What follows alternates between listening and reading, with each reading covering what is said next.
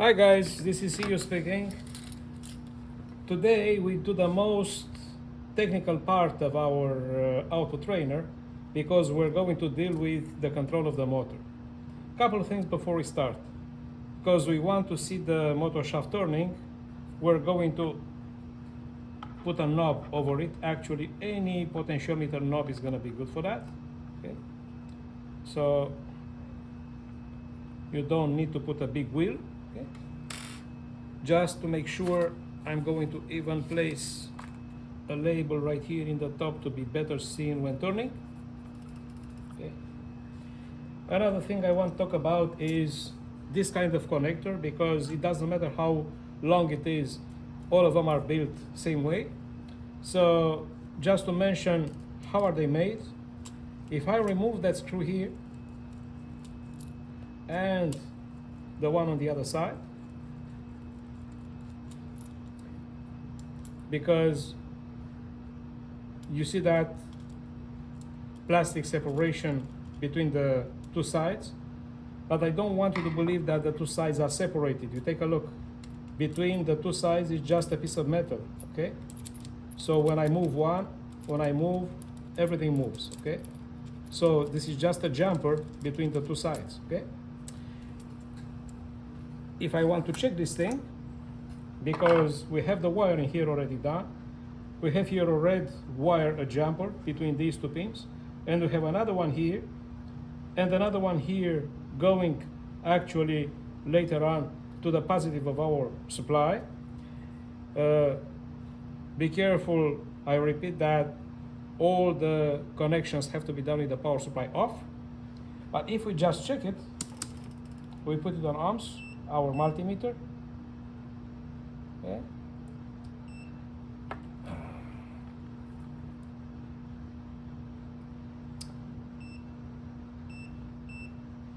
Okay, so in the moment I put one here and one here, I'm gonna read on the meter, take a look, 0 ohms. So here is an empty hole, and here is the yellow wire going from the 12 volts to our fan, okay? So if I put just temporarily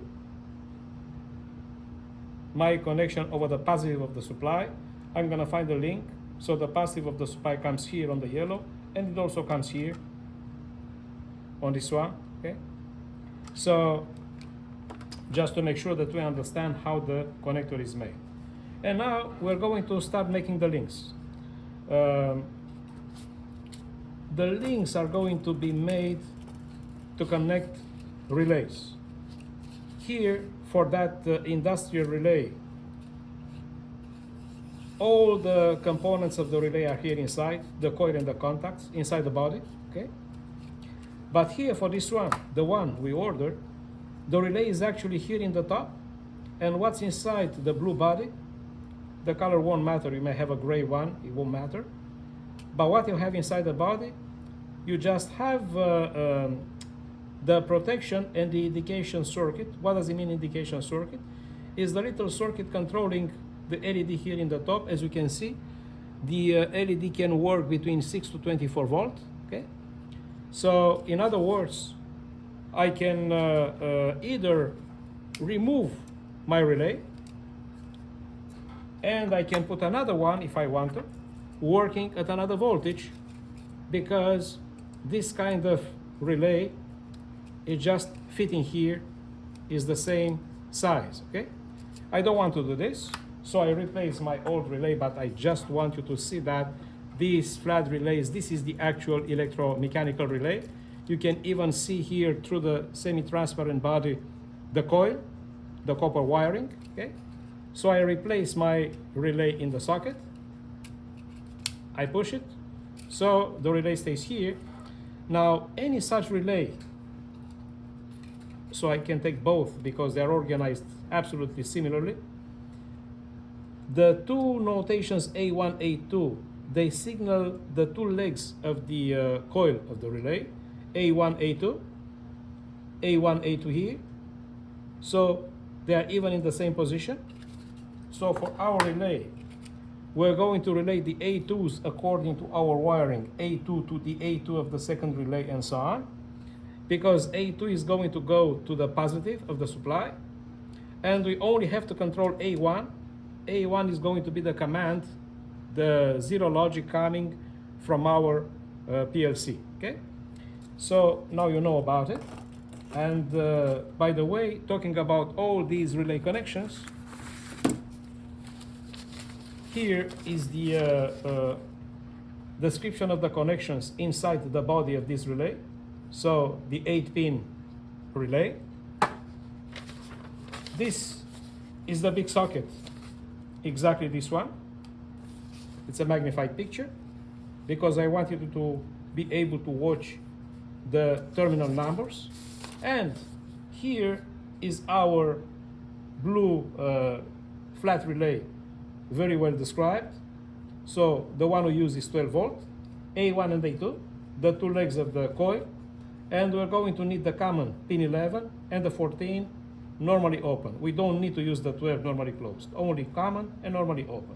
All these you're going to find in the video description. So if you go on Google Drive, you can download all these files anytime you want, okay? So you have the same references as me, okay? So now let's start to do wiring, okay? First, we're going to wire exactly from the positive to the two legs A2, A2 of the two flat relays and so on. So we just do this.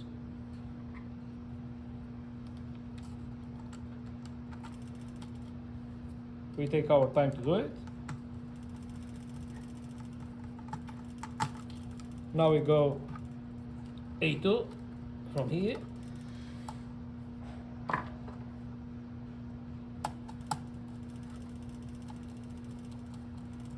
A2 of the second one.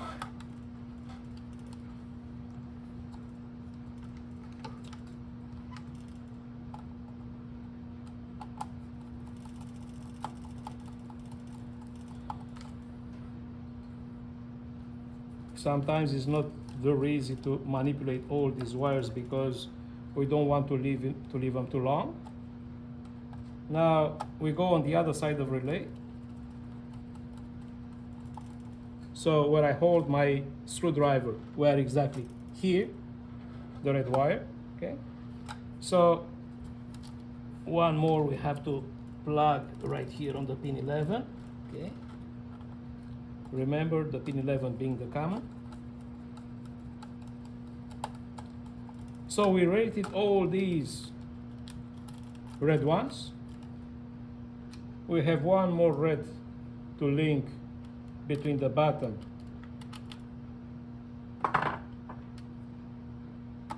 of the 8-pin relay socket and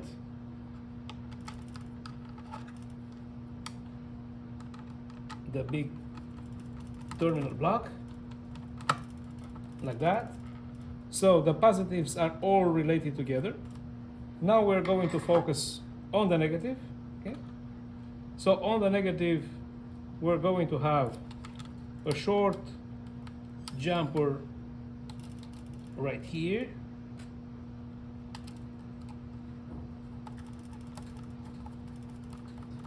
Between 3 and 5. And exactly there between 3 and 5, we're also getting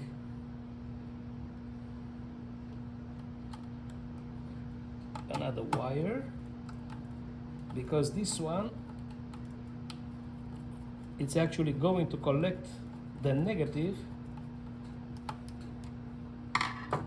from somewhere here.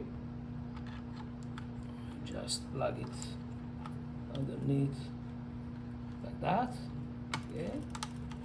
So we want to plug it over here to connect to the terminal block.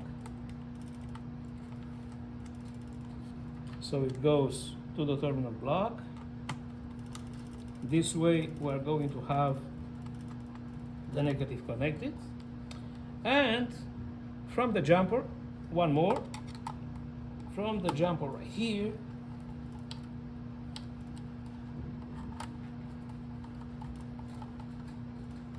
we have one more to connect on the other side.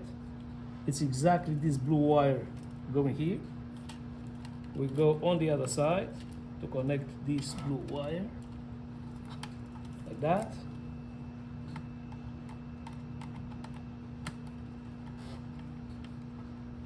So right now we connected the positive, we connected the ground everywhere, okay? And we're going to focus next on the two flat relays in the top.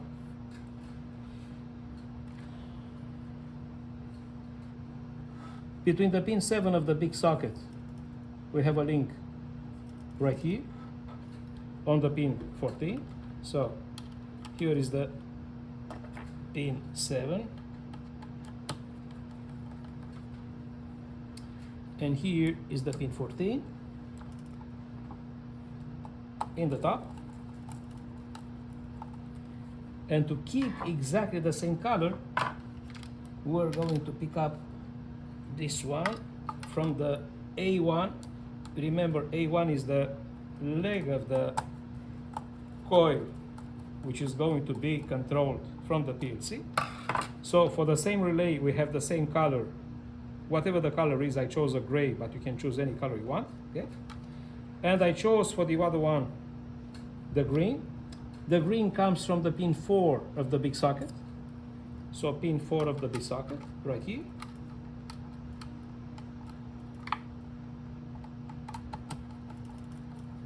To the normally open pin 14 in the top of the second flat relay. And same kind of green wire is going to come to A1 in the top of the relay on the other side.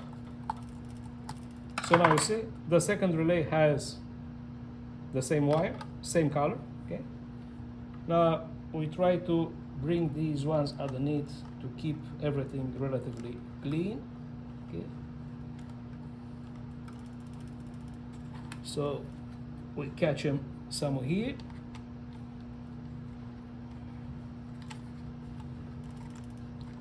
We catch them here both, okay?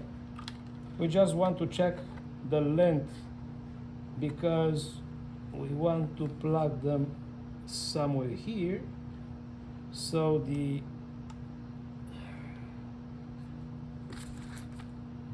gray is a bit too long, okay?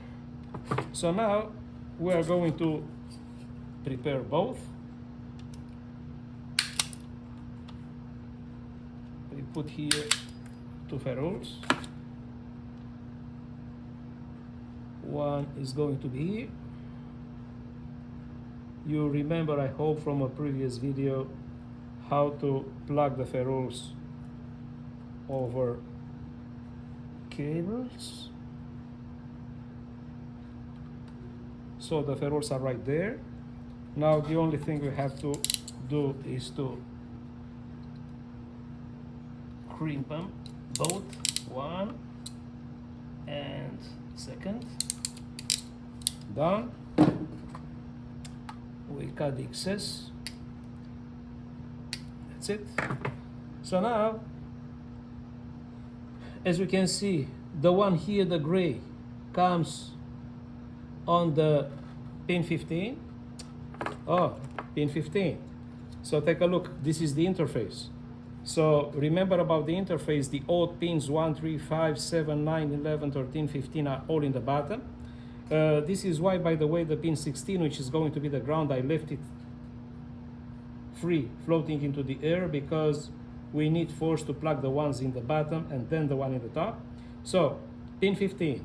Pin 15, according to our diagram right here, is going to be going to the output 7. The output 7 is going to be here. So remember, how do we count the outputs from the PLC? 0, 1, 2, 3, 4, 5, 6, 7. So the last one is going to be 7. This is going to be the gray wire. Once we plug the gray wire here,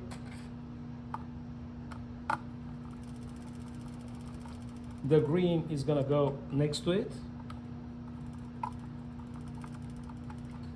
the green goes next to it, like that.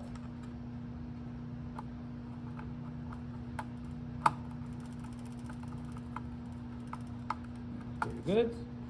So having these two ones plugged, then we can go for the little black wire which is making the link. I'm reminding you here I left a little letter C, which is for the common. This is the black wire I'm talking about.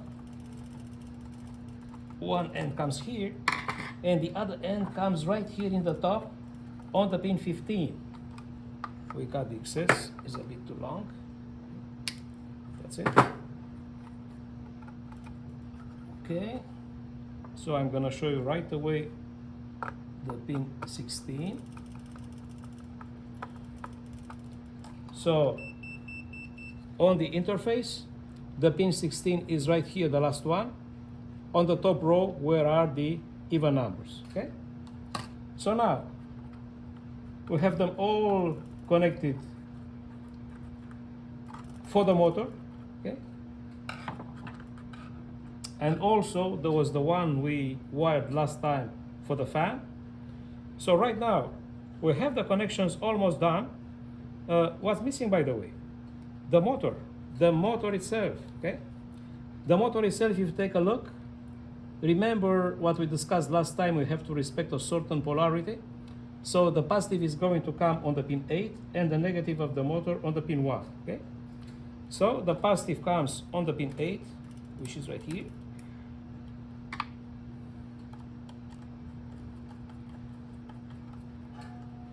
And finally, the black comes on the pin 1, which is adjacent to 8.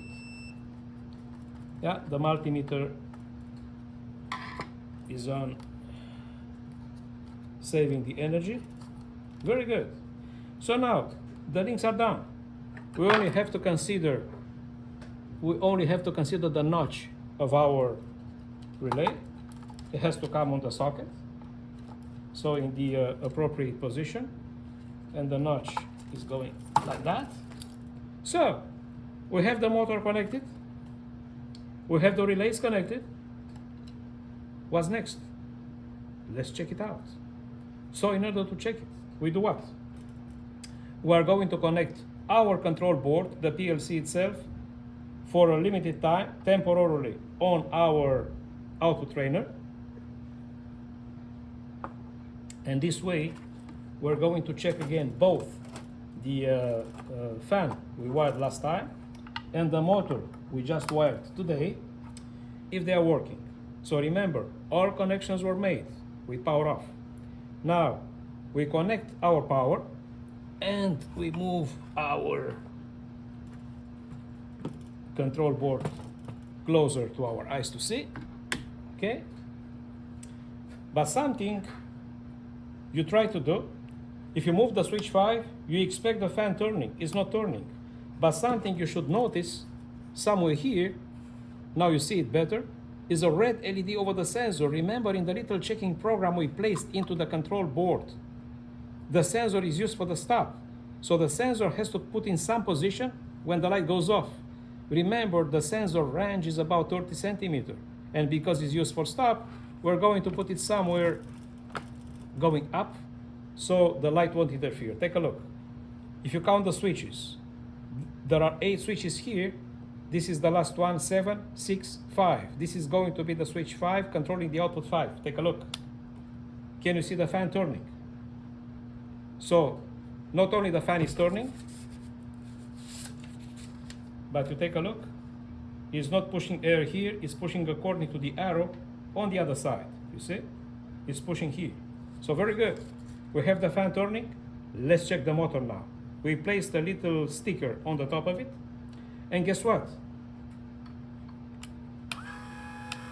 The motor starts turning. You see the direction here? We stop it. It goes opposite way. But the beauty of having this complicated diagram with 3 relays is because we actually want to protect the motor from something happening very often with the beginners. the beginners just don't realize, and sometimes they want to control the motor going one direction, and then they put on the second switch. So right now it's like the motor receives commands at the same time to turn forward and reverse, which is actually forbidden. The most dangerous situation, the most bothering situation for a motor is when it is energized but is not turning, because then the only opposition to the current flow is going to be the copper wire resistance. The copper wire resistance, the winding is very low, so guess what? The motor is starting to heat up because the current goes up and up and up. It's kind of an avalanche process, and chances are the motor is going to go out in smoke soon. So this is the thing we want to protect. It doesn't matter if we accidentally, before we become more skilled making programs, if accidentally we command the motor going reverse and forward at the same time, it won't happen. So again, if I push the number 7, right now I have an LED over my relay going on saying the motor is turning reverse, okay? And if I plug the other one, the big relay doesn't work because we use the internal, normally closed contacts of this relay. So the motor goes forward, okay? But while it is going reverse, if I want to give the command to the motor to go opposite way, take a look, it won't. Okay? Okay?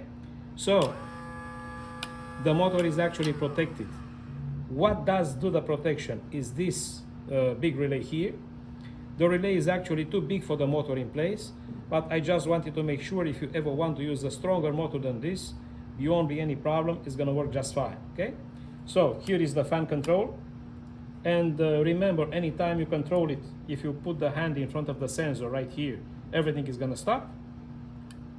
Starting again, if I bring the control board closer to you to see, here in the back of the sensor, you're going to see a red LED going on. Take a look. Is the red LED going on right now? Because it says the sensor is activated, and you can even hear the click.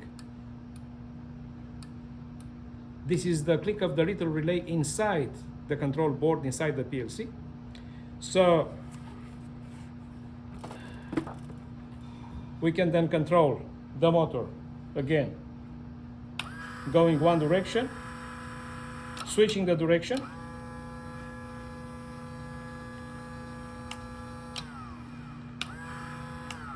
one at a time, and even if we put both at the same time, nothing wrong is going to happen. So our motor is protected. We do one more thing. Case of an emergency. Remember, we put an emergency switch on our trainer, so this way everything is protected. Surely nothing goes wrong right now, but just in case, we hit it up and then everything stops, okay? So if we remove the commands, everything looks fine. One more time, we put our fan on. We can stop it putting the hand in front of the sensor. We remove the hand, everything starts. We can stop it from our control. We put the motor on one direction. We put the motor on the other direction. We try to put both switches on at the same time. The motor won't stop. It will just turn in the direction we established last time, okay? So far so good. So what's remaining then?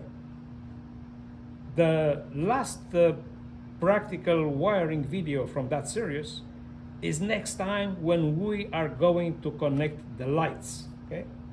Thank you very much for watching. See you next time, guys. Bye-bye.